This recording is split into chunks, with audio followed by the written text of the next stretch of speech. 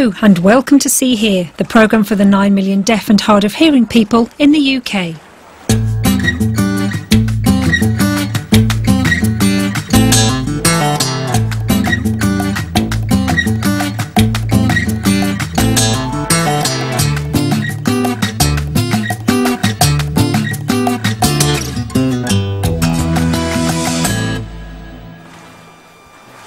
Coming up on today's programme.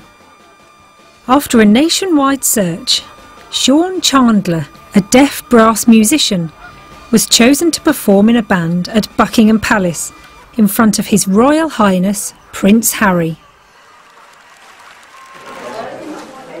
And we attend a weekend designed to support families of children newly diagnosed as deaf. But first, you'll probably know by now that it's Comic Relief this Friday. Ta-da!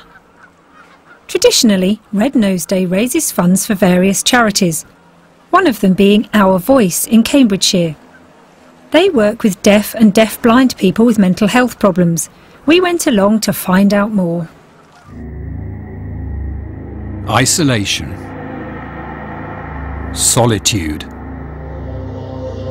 depression. In rural counties like here in Cambridgeshire, deaf people can easily become isolated. Communities are often far apart, public transport is limited, and as a result, services can be difficult to access. This isolation can trigger mental health problems and lead to a downward spiral in well-being.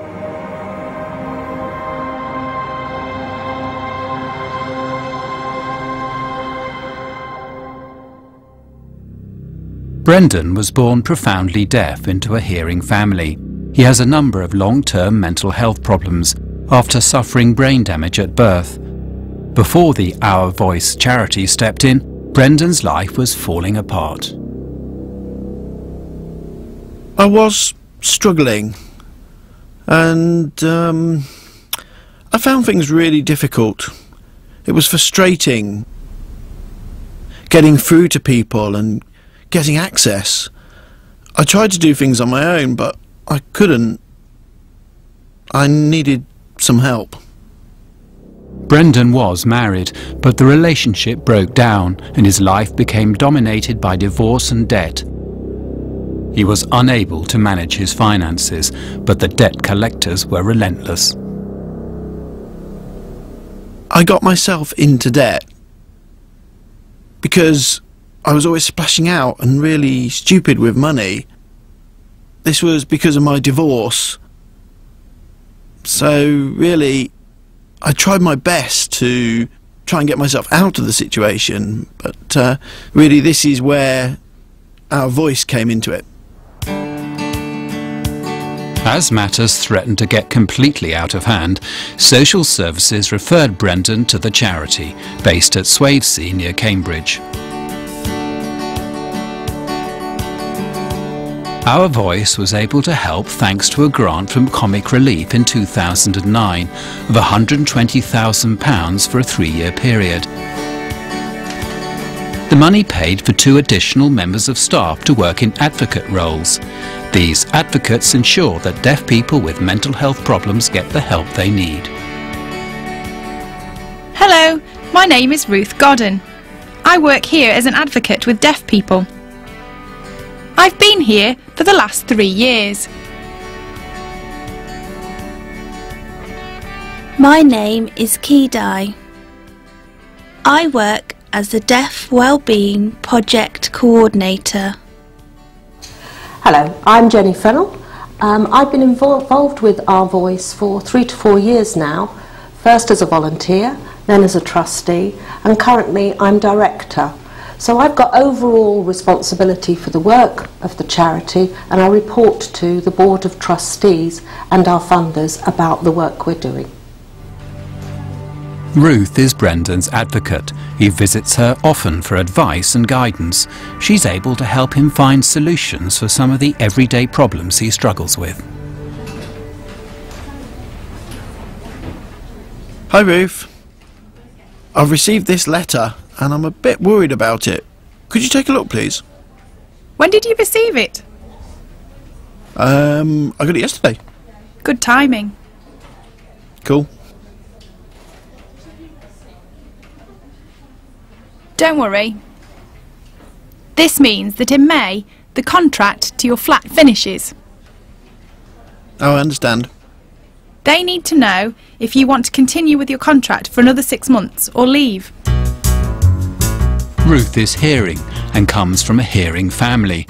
She came across BSL when she was a child and later decided to become a bilingual advocate for deaf people. The role of an advocate is, say, when a deaf person has a problem and doesn't know how to solve it. Perhaps going through a divorce, going to court, the doctors, or the police. They may be worried and require, like, a backup. They need to know their rights, which they might not be aware of. The deaf person can request an advocate for a meeting, even though interpreters would be present. I'm not an interpreter. That's a different job. I work closely with the client and make sure they know their rights. I make sure they understand the situation clearly. Before the meeting, we will have regular discussions to clarify everything. During the meeting, even though it's clear, I may interrupt just to reiterate a point. After the meeting, we can have another one-to-one. Key is originally from Vietnam. She now works at Our Voice, but first became familiar with the charity's services when she herself needed support and had nowhere else to turn. I felt panicked, depressed, feeling at an all-time low and not knowing what to do. I was a single mum with an 8-year-old child. I had many problems and lots of other issues too. With support from Our Voice and their advocacy service, I realised that deaf people can do things themselves. You don't need to suffer a drop in confidence. If deaf people don't have good English skills, it doesn't matter. We can use the knowledge and skills that we have with support from Access to Work. I'm a lot more confident now.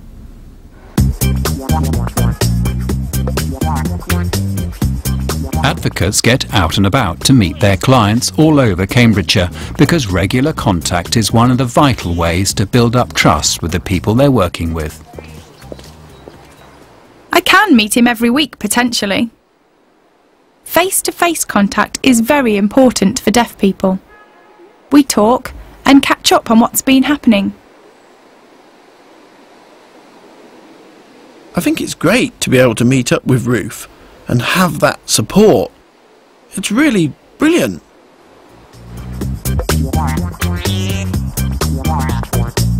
Since having an advocate, Brendan has been able to make considerable progress in many areas of his life. He was trained in computers and now uses his skills to install them at the Cambridgeshire Deaf Association. He also trains deaf people to use the internet. Okay, so what do you want to learn to do on the computer? I want to be able to do lots of things, but I'd like to start with Facebook. I'm not too sure about it. Can you explain how it works? I can help you with that. I can teach you everything to do with Facebook. No, that's no problem. What I really want to do in the future is to help other deaf people by repairing their computers. Or, if they're having problems with them, I can go to them and sort it out. And I can use this place as my base.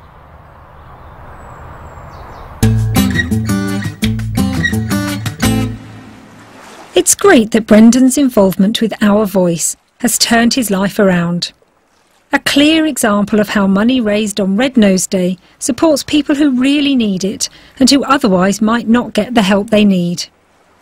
So remember to dig deep and make a donation this Friday. Every year,